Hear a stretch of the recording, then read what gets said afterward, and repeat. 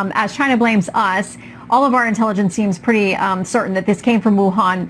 Exactly whether it's a lab or from these wet markets, there seems to be some debate about that. But I think it's interesting today that there's this internal Chinese report that Reuters is talking about saying Beijing faces a wave of anti-China sentiment led by the U.S. in the aftermath of the pandemic, needs to be prepared in a worst-case scenario for armed confrontation between the two global powers, according to people familiar with the report's content. They're citing a Chinese report. Congressman, what do you think of the odds that this could escalate to that level?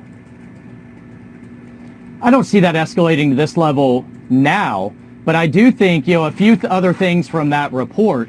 Number one, I don't believe the Chinese did this deliberately, but I think we have to be very clear that they are developing the ability to do so. Biowarfare is a key piece of their 7 domains of warfare as defined by their National Defense University, been written about by a number of their military theorists, and they're doing it through genetic modifications called CRISPR technology.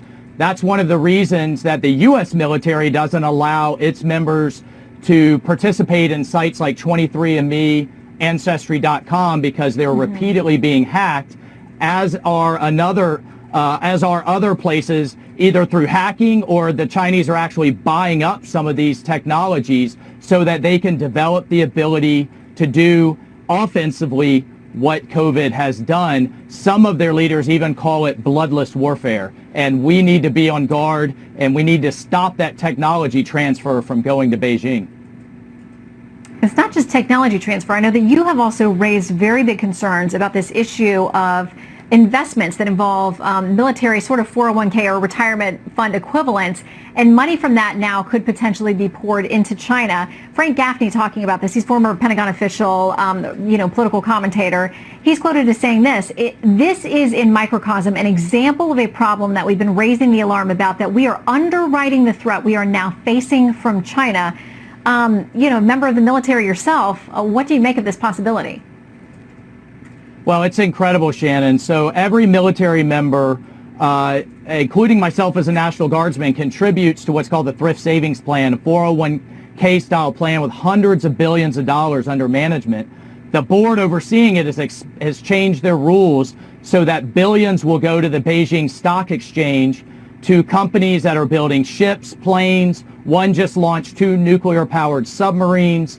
Others that are surveilling the Uyghurs. The Chinese Muslims that are in concentration camps, on blacklist sites. Look, Congress has been trying to stop this. I've introduced legislation to stop it. I've talked to the White House. They are going to take action, I think, in the near term to try and stop it till we get this oversight board changed out. It's full of Obama-era appointees, and then until that legislation can come into effect. But the bottom line is, between our debt, between our federal pension, between even a number of state pensions, and then our massive trade deficit, which the president has been on since day one, we are funding through hundreds of billions of American dollars Beijing's rise militarily and their rise economically. And Shannon, this isn't just hawks sounding the alarm bell. The leader of the Chinese Communist Party and his lieutenants have said in the next decade they will dominate a new world order led by China, the United States subservient, and that's not a world I want my grandchildren growing up in.